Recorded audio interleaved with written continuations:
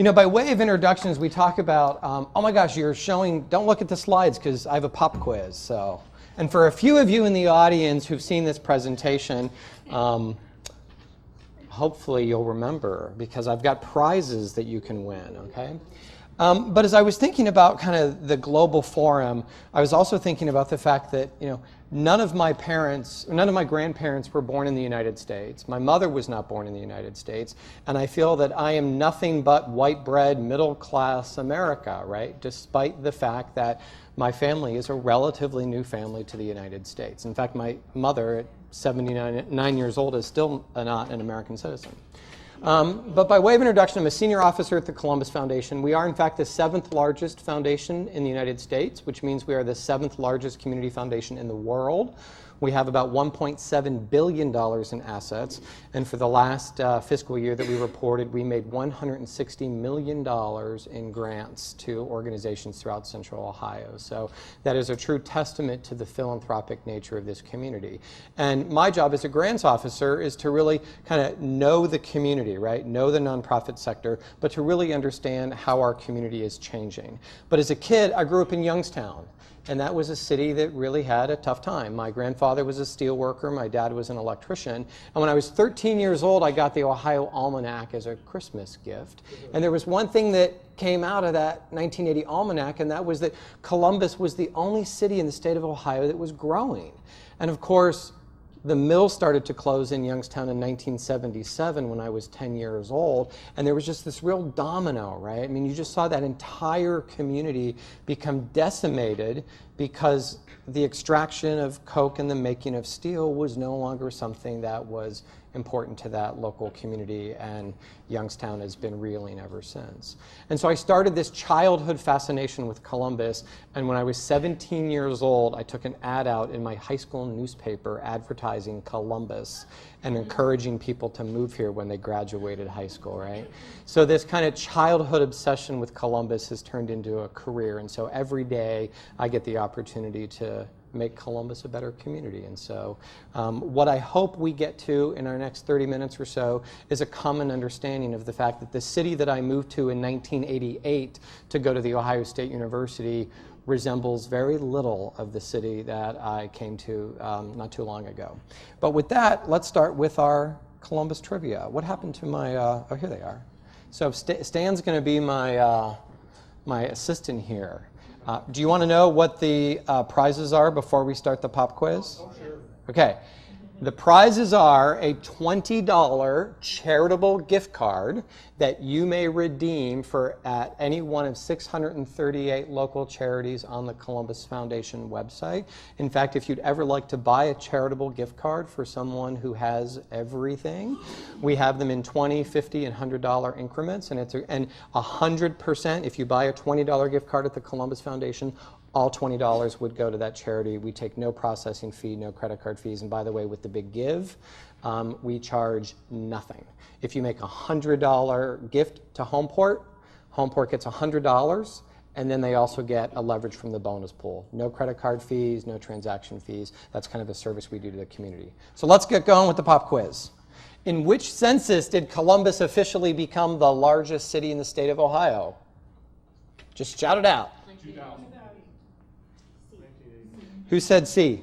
Right here, lady in the front. It was in the 1990 census that Columbus surpassed Cleveland by 127,000 folks. And at this point, by the way, the city of Columbus is more than 200% the size of the city of Cleveland. Now, which group represents the largest immigrant communities in population size and rank order in our community? A, B, or C? Just shout it out. B. Lady right there said B. Raise your hand. Yes. What's really interesting about how people respond to this question is it's usually about what side of town you live on, right? And we're going to get into maps that show the immigrant communities in Columbus and the fact that there is a very specific spatial relationship between what's happening with those communities. Okay, in the last census, meaning from 2000 to 2010, which of these metros did Columbus grow faster than? Who said E? You got to raise your right there, lady in the pink and black stripes, right there. Yes, in fact, some of these cities which we consider to be high growth markets, it is in fact quite surprising that a Midwestern city in a slow growth state, in a slow growth region, is actually surpassing some of those pretty robust markets. And we're going to talk about the components of what's fueling growth in Central Ohio. And lastly, between 2000 and 2012, the population of Franklin County was up 11.8%. What do you think the increase was in the percentage of people living below the federal poverty line? D. Who said, someone over here said E? The pessimistic lady in the green, over here. Right? What we have experienced in this community, and we're going to get into that there are signs of relief because of the strong economy, but what we have seen between 2000 and 2012 was a phenomenon we've actually not seen since the Great Depression, right? This was not unique to Franklin County. We're going to talk about some of the patterns of why Franklin County has been different than the rest of the region, but it was a very, very difficult and prolonged recession for many people in this community, and it's been a long road out for many. Not all, but for many. Okay. Let's talk about poverty. There's a lot of conversation about the fact that poverty in Columbus is really high, but when you look at our metropolitan region, CEO for Cities just looked at 130 markets across the country, and in fact, Columbus, Ohio comes in right around average, right? The national poverty rate is 15.2, and our metro is 15.1. What we're going to talk about is the difference in poverty between Franklin County and those 7 counties that surround us, because the real problem has been what's been happening in many neighborhoods within our urban core, which have become very distressed. The other story about Columbus is we are a growing region. In fact, believe it or not, we add 444 people every single week to this community. That's almost 2,000 people every single month to Metro Columbus. And in fact, in the 4 years following the 2010 census, Metro Columbus has grown by 92,000 people. Was there a question in the back? No? Okay. So, I mean, just think about that. We've added almost 100,000 people in 48 months. This is a high growth metropolitan region, but we are 7 counties. So the question is, what's happening in the other 81 counties of the state of Ohio? And while Columbus grew by 92,000, the rest of the 81 counties in Ohio lost 35,000 people, right? So the state of Ohio in 4 years grew by 57,000 people, and Columbus grew by 92,000. So the other thing I want you to take away from the conversation today is that the trends in Central Ohio are not what's happening in the state of Ohio. And it used to be that Columbus and the state were on a similar trajectory, and that was really true through about the early 90s. And then Columbus really started to break away from the rest of the state because the growth here really started to pick up. What's leading that is just some of the demographics of our region. Despite the economy, 55% of our growth in this region is natural increase. That's deaths minus births, right? So regardless of international arrivals or domestic mobility, Columbus is a metropolitan region that will grow because we are a young region, which means we have a lot of people in childbearing years. There are 7 American metros where more people die every year than are being born. I happen to be from one of them, Youngstown, Warren, Boardman. The reason why more people die there every year than are being born is because so many people of my age left that region in the 80s and 90s, and they're simply not there having families. Cleveland is another metro that is soon to hit 0 natural population change, which is why the Cleveland Metro is now on a campaign to really try to attract international arrivals to their community because they see the trajectory of their age demographics and realize that Northeast Ohio has really been grinding to a halt because of that aging population. In fact, Cuyahoga and Franklin County are about the same population, and if you look at the number of deaths and births, we have 2,000 more babies born every year in Franklin County than Cuyahoga County, okay? But they have 25,000 more people a year who die than Franklin County. The median age of Franklin County is 7 years younger than the median age in Cuyahoga County, just 200 miles up Interstate 71. The thing that we're going to focus on today is the fact that 23% of our population growth of our metro is due to international arrivals. This was something that really started in the mid-90s, but it has now for about 20 years been a defining characteristic of the change of Central Ohio, and that's what we'll focus our conversation on. But 22% of our our metro growth is due to domestic migration. That is the mobility of Americans who move from one city to another in any given year. And folks, we are the only metro in the state of Ohio that has more Americans moving in than Americans moving out. Every other metro in Ohio has more move-outs than move-ins, only to be offset a little bit by babies and a little bit by international arrivals, right? And so why is Columbus growing so well or so quickly? Because of natural increase, because of international arrivals, and because we have domestic migration. And we're going to talk about this word called opportunity and what's driving all kinds of people to Columbus, and that word is opportunity. So as we look to the future, the Metropolitan Research Center has said that Metro Columbus should grow by another 307,000 people between now and 2040. And during that same period of time, they say the rest of Ohio will lose 209,000, right? In fact, when you look at the economic engine of the state of Ohio, it is about a 30-mile radius of Broad and High, right? That is what's driving Ohio right now. I can say these things because I'm from Youngstown, right? Okay, so when we look at job losses, one of the things I did is I went to the Ohio Bureau of Labor Statistics, and I looked at the peak year of employment before the recession, what happened during the recession, and what's happened in the recovery versus the total number of people who have a job, right? So this is Labor Department statistics. In fact, Ohio has only gained back 71% of the jobs it lost in the recession, right? The United States, by spring of last year, had gained back 100%. I think maybe everybody remembers the big moment, right, when the U.S. had gained back 100% of the jobs it had lost in the recession. Columbus beat the U.S. by 24 months, right? The recession came here a little later. It wasn't as strong. The recovery came here sooner, and it came back faster, okay? When you compare us to the three C's, and by the way, those are the skylines of Columbus, Cleveland, and Cincinnati that I traced on my computer, which is about as graphically skilled as I get, but I was very proud of that, right? Okay, thank you. So this is what happened to Columbus during the recession. We lost 41,000 jobs. Again, this is based on the total number of people who are employed getting, a W-2. Cincinnati lost 62,000 jobs in the recession, and Cleveland lost 84,000. And by the way, all three of Ohio's metros are almost exactly the same size now. Cincinnati is the largest at 2,001,700. Cleveland is 2,077,000, and we are 1.994, right? So we're almost all identical, which is really weird because most states don't have three cities that are almost exactly the same size, which makes these comparisons, I think, kind of fun, right? So what's happened in the recovery? Cleveland lost 84,000 jobs. They've actually only gained back 54,000 of those jobs since January of 2010, which is when a lot of people say the recovery really kind of started, although it started much later there. Cincinnati has surpassed the 100% mark just recently, and they're in fact at 74,000 jobs that they have generated. But look what's happened to Central Ohio. Since January of 2010, we have added 115,000 net jobs to this metropolitan region. The jobs machine is very, very strong in Central Ohio.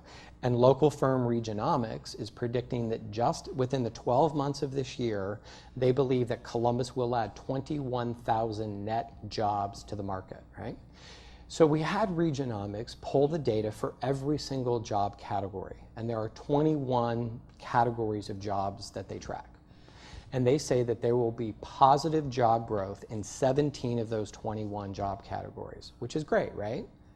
But what was troubling when they really started to unpack this robust data was the fact that there are actually less entry-level jobs in Columbus now than what we had in 2009. And entry-level jobs in our marketplace are actually paying less than what they were paying in 2009. So the point of that is this has been a very good economic recovery for two groups of people. People who have a technical skill, right? Construction workers, laborers, people that can do things with their hands, right? And those of us that have educational, right, or intellectual skills. Both of those groups of people have really been able to take part of this economic recovery. And we are actually, I'm saying we because I believe that all of us in this room have some skill, right? We are professionals. We're seeing the impact of that recovery. But there's about 20% of the people in this metropolitan region who are saying, what recovery?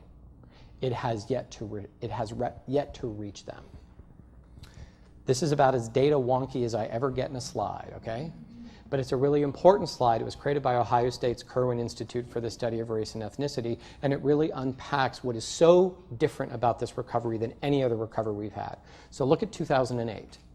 The unemployment rate was 5.5%, and there were 336,000 households in our region that were at 200% poverty, right? 200% poverty is the number we use to say that's kind of a living wage, meaning if you're at 200% poverty, generally most of your basic needs should be able to be met. And for an individual person in this community, that would be that they would earn $22,000 a year, right? Because poverty for a single person, I know she just cringed, right? Poverty for a single person is $10,980.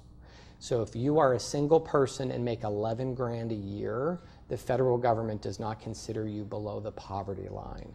So what's important about this little nuance here, right, is that when you see things about poverty, I want you to know that that poverty line is such a low number that we really need to be talking about the 200% poverty line, because that's what really is about what we would call a living wage, okay? So look what happened from 2008 to 2009. The number of households that became economically vulnerable went up by 60,000 households in a 12-month period, right? It jumped from 336,000 to 396,000, and then look what happened the following year, it went to 418, right? And then the recovery started, right? Now what's important about Columbus's recovery, right? The unemployment rate has gone down. In some cities like Cleveland or Youngstown, the unemployment rate goes down. Why? Because people quit getting unemployment benefits, right? Or they drop out of the labor market, right? Because our unemployment number is only about people who are collecting benefits, right? But in Columbus, the unemployment rate dropped. Yes, some people left the labor market, but the unemployment rate dropped here. What I want to say about that is that it dropped here because we were creating jobs.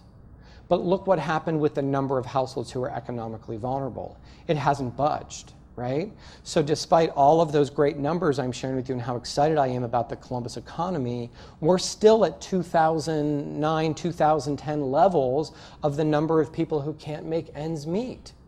And that's because for many of those folks who were working two jobs, right, who are those entry-level workers, they've not seen their salaries rise the way we have seen our salaries rise. Because my gut tells me that you're all doing a lot better than you were in 2009 selling homes, right? For those of you that are realtors. Are you a realtor? I'm like, why is Shiloh here? She's not a realtor. Okay. When we look at unemployment, in fact, this was year-end, fourth quarter. This was the 5 strongest markets in the country. There was a 3-way tie for third place. Oklahoma City was 3.9, Denver was 3.9, Austin was 3.9. Believe it or not, the Columbus market had the second lowest unemployment rate in the United States for any metro of 1 million people or more. And by the way, most economists will tell you that 4% is as low as the unemployment rate can go, because there's always people in flux in the job market. The point here is that at 4%, you should start to see salaries rise for everybody because the job market is so strong. I hope when you're out and about, particularly around retail stores around 270, you're probably seeing a lot of signs taped on glass doors, whether it's Kohl's or CVS or wherever you go, that says now hiring all shifts, right? Meijer recently opened a store on the northern edge of Dublin out towards Marysville. It was the hardest store in the company's history to staff. Well, why would that be, right? Well, how many really people who want an entry-level job live in the Dublin market? How good is public transit to the farthest edges of Dublin? Not very far, right? So there is there is a spatial mismatch between where opportunity is and where the people are in our community who need it. The strongest market in the country was Minneapolis, which tends to always be a national standout. The point is, things here are going very well, right? This is a map of the United States from the last census. You can see that white dot in the middle of Ohio. That is Franklin County. Everything shaded in blue shows an area where someone actually moved from that county to Franklin County during that 10-year period, or someone left Franklin County and went to that community, right? And what the point is I'm making about this slide is this is a big frickin' country, right? There's 318 million people in this country, and we move a lot. And why do we move? Opportunity, jobs, right? All kinds of things, right?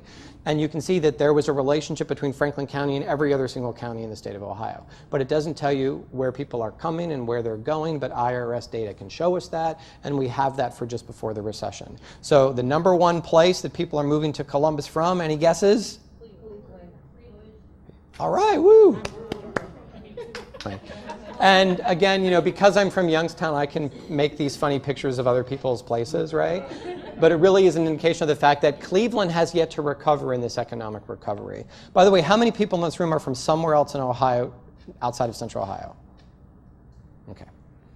Second on the list was Dayton, and this is net migration in a single year, meaning yes, some people moved from Columbus to Dayton, but in a single year, Columbus had 752 net moves from the Dayton metro to our metro. Next on the list was my hometown, 30 years after the fall of steel, people are still coming. Fourth on the list is the Motor City, and then fifth on the list is Akron, right? So do you see a pattern of where people are coming from? And now I want you to think about, because you know so many people and you deal with people who are moving, right? And I'm reflecting now upon all of my friends who have moved in the 25 odd years I've lived in this city. None of my friends have left Columbus because they couldn't find a job. None of my friends left Columbus because they thought housing costs were too expensive, right? They left Columbus for other reasons, right? Generally, it's because they wanted something else out of life that Columbus wasn't really giving them. So now we'll look at the destinations of where Columbus is losing people to. Number one on the list is Phoenix, right? That's probably a function of some retirees. Next on the list would be Dallas. Third on the list is Houston, followed by Charlotte, followed by Atlanta, right? Do you see another pattern? A little warmer, a little sunnier, right? It's also a function that those are relatively large markets and they're high growth markets, so they have strong pull factors. Well, here's that same map before, but now this shows in-migration and out-migration. All of the red lines show all of the places Columbus is losing people to. Now, this is the domestic pattern of mobility, right? So we're talking about the smallest part of our growth, 22%, and those black lines show all of the places Columbus is pulling people from, right? And to sum it up, Columbus is really pulling people from a 250-mile radius, and we are on a ladder up and out of Ohio, right? You move here from Lima and Youngstown and Steubenville and Dayton and Cleveland, and then when you leave Columbus, you don't go back to Lima or Steubenville, right? Sorry, you don't, right? You leave Ohio, or you leave the Midwest altogether, right? So, and I'm not going to answer the question, but I want you to reflect upon what would be some of the changes we could do as a city to keep more of those people from making the decision to leave our city. Do they want more vibrant neighborhoods? Do they want a more vibrant downtown? Do they want the walkable, charming, interesting communities like German Village, right? German Village and the short north are so important to Columbus, not because everyone's going to live there, but because people want to have that experience of being able to go to places like that, to be emotionally rewarded by the quality of the built environment, right? People need to have a human affection for the place in which they live, and if they don't have a human affection for the place in which they live, they won't fight for it, and they'll leave, right?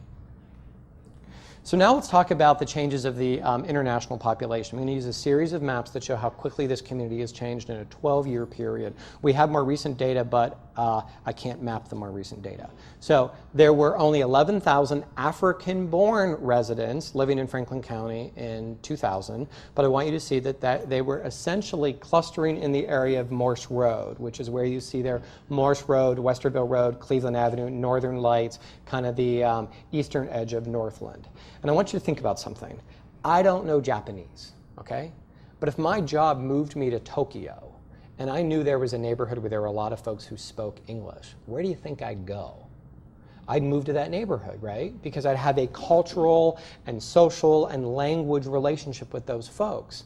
And then if my job decided you're going to be here for life, after a few years, I might get a little more adventurous and move into a different kind of neighborhood, right? But I'm going to be with like-minded people, right? Which is what you're going to see in all of these series of maps, is a clustering effect, but then very quickly that clustering effect becomes much more diffused. Boy, I'm getting tongue-tied. So here's the map for 2012. The number went from 11,000 to 24,000, but look at how the map had changed, right? You started to see African communities on the west side, on the far east side, and you also started to see that African community move much more quickly north towards Westerville. But what's the other thing you notice about the map? It's pretty suburban, right? And you're going to see that in all of these series of maps about refugees and immigrants coming to Columbus. Right? German village used to have Germans, Italian village used to have Italians, right? Where are the arrivals coming now? They're going to suburban areas closer to the outer belt, safer neighborhoods, better schools, closer to job opportunities, right? Which is why I think for many people it's been a harder phenomenon to detect because a lot of it's been very suburban, right? Morse Road now has sidewalks, thank you City of Columbus, for refitting that neighborhood, right? For bus riders and walkers, right? But it's such a suburban environment, it's hard to detect the fact that there are 35,000 refugees and immigrants now living in the Northland zip codes. Here's the Asian population. You see two phenomenons in 2000. The population was 32,000. You clearly see Northwest Columbus and Dublin, and then you also see the impact of The Ohio State University, which would mainly be due to a lot of the apartment complexes or university housing on Ackerman and 315. It is bizarre to me that The Ohio State University would move all of its international families into like a separate apartment complex. Why we wouldn't want those families to be more integrated into Columbus is beyond me, but as I think everybody knows, that international housing is soon to be demolished on Ackerman Road, so it'll be nice to see those families move deeper into the university district and experience Columbus. Here's the map for 2012. The population had gone from 32,000 to 44,000, but you also started to see a much different geographic pattern present itself, but the other thing you'll notice about this map, it's very much of a northern 270 phenomenon, right? This is the Hispanic population, and despite the fact that this number was 24,000 folks, or 24,000 in 2000, what do you see about the map? There's no real concentrations, right? There were a lot of people living in small pockets kind of around the community, except for two places. The apartment complexes out by what is now Hollywood Casino, and then the Continent actually was another area, that zip code. There were a lot of apartment complexes there. But here's what the map looked like by 2012, right? The population had more than doubled, but you also saw that the Latino population was much more diverse. It's on the north end, it's east, it's west, right? Again, it's also very suburban, right? It's not in our core urban neighborhoods where we think of where's the lowest cost housing, Linden, Hilltop, Franklinton, some of those places, but none of our recent arrivals are choosing those neighborhoods. Right? They're really choosing the 1960s and the 1970s areas of our metro. Why? Because those are the areas that aren't old enough to be hip for gentrification, right? And they're not new enough to be competitive enough to be getting the highest price. So you can go to Northland and Westland and some of those areas in Whitehall and out towards the edge of Reynoldsburg, and what can you get? A lot of housing product for the money. And that's what drove a lot of the refugees and immigrants, was a higher quality housing product for a good price. When we add up all of the foreign-born, 1970, by the way, was the low point. I'm going to go through this quickly. You can just see how quickly Franklin County has changed. And this is adding all immigrant groups to our community. Look at the map by 2012, right? From 16,000 to 113,000 people in just about 30 years. It is a very, very different community. When you compare 1970 to 2012, you can see that it's been a 10-fold increase It's very suburban, it's very diverse. In fact, the Columbus Foundation has recently hired Regionomics to do some data forecasting to look at all kinds of demographic factors in our community. One of them would be about the foreign-born population, and we asked them to say, what would Columbus look like in 2050? The gentleman from 2020 was talking about the Morpsey report, which was all about land use and the environment. We're now doing a companion piece for what will the philanthropic landscape look like for Columbus in 2050? Education, poverty, animals, arts, and culture. One of those things was about the foreign-born population. And they're saying by the year 2050, the number of foreign-born in this community might be somewhere between 285,000 to 450,000, right? Which means Columbus will be going from a below national average to above national average city. You see it all over Columbus, CAM International Market. This is a store that anchors a shopping center at Olentangy and Bethel Road. This is the former Sun TV on Morse Road. This is Patel Brothers on Sawmill that anchors a shopping center with a Pier 1 Imports. That's a national chain that tripled in size when they moved. And this is Soraya Market on Morse and Carl. It used to be Cub Foods when I was a college student. It was more recently Toys R Us. I was hoping that you were picking up on the fact that I was referencing a lot of national chain stores, right? And what did those chain stores do? They picked up and moved, right? They picked up and moved and they went further out. And in Cleveland and Youngstown and Detroit, what do those neighborhoods normally get left with? Vacant and abandoned real estate and distressed neighborhoods. But in Columbus, we've had a replacement population, right? And so let's look at Morse Road. And next time you're on Morse Road, I really want you to pay attention when you drive down Morse Road from 71 to Cleveland Avenue. There is about a 0% retail vacancy on Morse Road, right? An Ohio Wesleyan geographer pulled every business permit issued by the city of Columbus from 2002 and 2010 and found that 180 businesses were started on Morse Road, and the vast majority of them had an either African or Latino surname, right? This has been a very entrepreneurial group of folk, right? Because the dollar is turning over in that community much more frequently, right? And then those dollars stay in the community. The other interesting thing is for every person who's moved out of Franklin County, right, and typically, particularly the upper white middle class has gone to Delaware, Licking, and Fairfield, the replacement person in Franklin County is actually only earning 79 cents on the dollar for every person who's moving out, right? So the income profile of Northland, let's say, has gone down, but there's still an economic vitality there that's very different. They're not shopping at Lazarus, JCPenney, or Sears, right? But there is an economic vibrancy to Morse Road that is fascinating to me, right? Morse Road is as local and creative and as interesting as High Street in the Short North, and they did it in half the time. And I don't think we give Morse Road credit for being what it is, right? But I think it's a pretty special place. Thank you. We got some thumbs up in the back of the room. This is the thank you wall as you leave Soraya Market, and it thanks you in all of the languages that represent the products in that store. And so as you head down different aisles at Soraya, it'll tell you the continent of origin of the products you're about to experience, right? What's unique about Soraya is it is truly a global grocery store, right? And in a 25-year period, this big box store has come full circle from a grocery store to a grocery store, but it's very different than what Cub Foods was, right?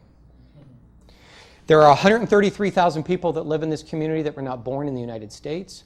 55% of that number did not just not live in Columbus 10 years ago. That was a little double entendre. But they didn't live in America 10 years ago, right? We have 16 cities we benchmark ourselves to: Charlotte, Indianapolis, Portland, even Cleveland, Cincinnati. And of our 16 benchmark cities, we are not the most diverse city, but we are actually changing at the fastest rate, meaning we have the newest group of international arrivals of any of our benchmark cities, which is what's made this a very difficult thing for Columbus to respond to from a cultural competency standpoint. And what we're experiencing is something we have not seen, folks, since William McKinley was president. My grandfather came here in 1915 when he was 17 years old, right? My grandmother came the following year. They didn't know each other. Poland and Czechoslovakia, right? What's happening in this community is what was happening 100 years ago, but the places of origin are just very different. But what does it mean if this rate of change continues? That we're not just getting people from Cleveland and Dayton, but we're getting them from around the world. And this is the global map that shows you the continent of origin of where people are coming to Columbus from. And what's amazing about this map is the equitable distribution from continent of origin. Again, you talk to someone who lives at Bethel and Sawmill, they're going to tell you all of Columbus's cultural change is Asian. You talk to someone who lives in Whitehall, they're going to talk about the Latino community, right? You talk to someone in Northland, they're going to think it's mostly African. Columbus is what's called an emerging market. Charlotte, Indianapolis are emerging markets. Pittsburgh and Cleveland are not, right? What do Pittsburgh and Cleveland have in common? They're not generating jobs. What does Charlotte, Indianapolis, and Columbus have in common? We're churning out jobs. Why are people coming here from Dayton and Cleveland? The same reason why people are coming here from Africa and Asia, right? Jobs, right? But typically an emerging market tends to see this phenomenon happen from a single continent of origin. So Indianapolis and Charlotte, it's almost entirely a Latino phenomenon. They are not receiving the African or the Asian phenomenon that Columbus is. So what is very, very unique to Columbus is the rate of change, the equitable distribution of where that change is coming from, right? And that the rate of this kind of diversity continues. And we say the word opportunity. Oh, this is a map also created by Ohio State. It shows every census tract in Franklin County where more than 10% of the people who live in that census tract were not born in the United States, and then it is colored to show the predominant continent of origin for that area, right? So this is where you can really see that northeast side African, the northwest side Asian, and the west side and east side becoming Latino. So you really begin to see these patterns appear. Ohio State created these maps for all of the urban counties in Ohio, and I will tell you that ours is the most colorful, right? And has the most amount of color on it. In fact, a lot of people think, oh, Columbus is this middle-class white bread town. We are the most diverse place in the state of Ohio. So let's talk about opportunity real quick. The Ohio State created these opportunity maps. They took 17 data sets. They mapped each one of these things, and they layered them on top of each other because Ohio State researchers say the two most important characteristics that may determine your personal life success come down to the neighborhood you're born into and the neighborhood you continue to live in, right? The likelihood that you will graduate from high school or develop diabetes comes down to space, right? It's not just race anymore in America, it is geography, right? And so they took all of these things, mapped each one, layered all 17 things on top of each other, and created opportunity maps at Columbus. And this is what it looks like. The map on the left is the county, the map on the right is central Columbus. So just focus on the map on the right because it's easier to see, right? Now, you go from very low to very high, right? Yellow is very low, that red color is very high. What's fascinating about Columbus, right, is that in the textbook case scenario, when you go from South Linden to Westerville, it takes you about 12 miles to experience that transition from low opportunity to high opportunity. Some of these urban neighborhoods, you just have to cross a very narrow street, Parsons Avenue, right? There's a national phenomenon called the beds and meds of neighborhood revitalization, hospitals and universities, right? And there are 4 neighborhoods in Columbus that are really starting to see signs of progress, and they all have exactly the same characteristics. Wineland Park, Franklinton, King Lincoln, near South Side. They're all low opportunity, immediately adjacent to high opportunity neighborhoods, which means it's easier to get the housing market to work, right? If you can get a $300,000 comp a couple blocks away, right, in German Village, and you cross Parsons Avenue, it actually makes Nationwide Children's Hospital's case to stabilize that neighborhood a heck of a lot easier to do because German Village and Marion Village and Schumacher Place are close, right? And for Nationwide Children's Hospital to spend $9 million on the Healthy Families, Healthy Neighborhoods Realty Initiative on the near South Side, my theory would be, I don't know that they would do that if Marion Village, Schumacher Place, and German Village weren't on their doorstep, right? Same thing in Wineland Park, it's near the Short North. Franklinton is close to downtown, and King Lincoln's between Bexley and downtown. It makes these places easier to stabilize. I mean, I don't mean to be pessimistic. I'm really worried about Linden. Okay? It doesn't have the same assets. Ohio State then layers in race. If you look at the map on the left of the Asian population, 70% of all of the Asians in our community live in the highest opportunity neighborhoods. For the white population, about half live in the highest opportunity places. But quickly, let me move on to a comparison between the Hispanic and the African American. The Latino community grew by 132% in 12 years. But look at the location of the Hispanic and Latino community in this community. Upon their arrival, the majority of Latinos chose moderate opportunity places. And in fact, Latino children are outperforming both white and black children in Columbus City schools academically. Some of that is family structure and some of that is geography, right? But for people of color in this county, 70% of African Americans are living in the lowest opportunity census tracts. And the income disparities and the health disparities, I mean, I'm sure hopefully you've all been reading articles, from the New York Times to Wall Street Journal about Freddie Gray and the two Baltimores, right? Well, every time you read Baltimore, just replace it with Columbus because we've got two Columbuses here too, right? And it's about geography and it's about space, right? So Columbus is changing, right? Very quickly. And while there are things that we need to be really concerned about, I'm also really optimistic about the future of Columbus because I think there's an entrepreneurialism, I think there's an energy.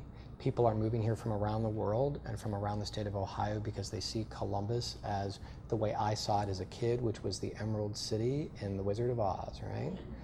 But what I think is really important for all of us to understand is that we make our decisions rooted in understanding the real data of how this community is changing, so we're making the most informed decisions we can for a more prosperous city. So thank you for your attention this morning.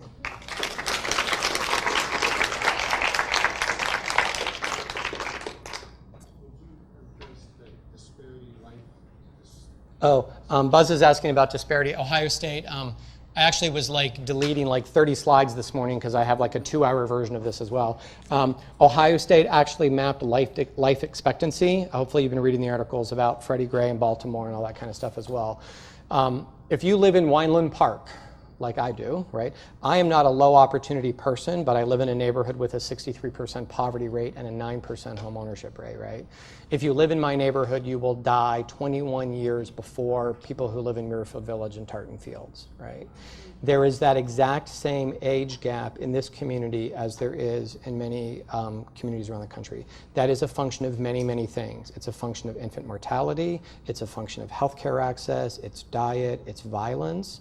But I'll give one quick example. Ohio State University and Nationwide Children's Hospital teamed up around the infant mortality, which I hope you all know that Ohio is 50th in the state of Ohio. There's a bee flying around me. Ohio is 50th with infant mortality. In fact, Mississippi used to be worse than us, and now we are the worst in the United States with infant mortality. And they teamed up to do the Moms to Be program in Wineland Park, and in the last 5 years, we have only lost 1 baby in Wineland Park. In the previous 5 years, we had lost 8 babies, right? But they were creating a culture of safe spacing, of prenatal care, of diet, and of also welcoming that child into the family and into the community. And Wineland Park as a neighborhood is no longer a hotspot for infant mortality, which is a big thing that contributes to that kind of wild life expectancy. The new segregation of America has far less to do with color of skin and so much more to do with what's in your wallet. And what's really troubling is that we are now the most economically segregated that we have ever been. And what's the pattern of economic segregation in the United States is actually following patterns that are more representative of third world countries. And that's very concerning. So our need to build economically integrated communities, I think, is going to be the real challenge for us moving forward over the next couple of centuries, right? I'm sorry, say that again. The birth rate within those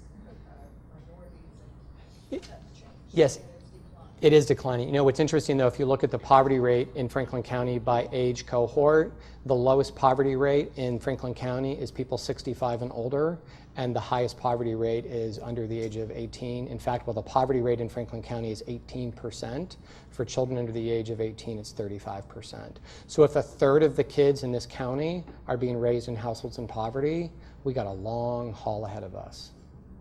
I mean, and just one last thing, if you can get kids to graduate high school, if you drop out of high school, the poverty rate in Franklin County is 34%. If you get a GED or a high school diploma, it's 16%. We can cut the poverty rate in half for that group if we can just get those kids to frickin' finish school. right? So we have to do everything we can to make sure kids stay in school and they finish that education.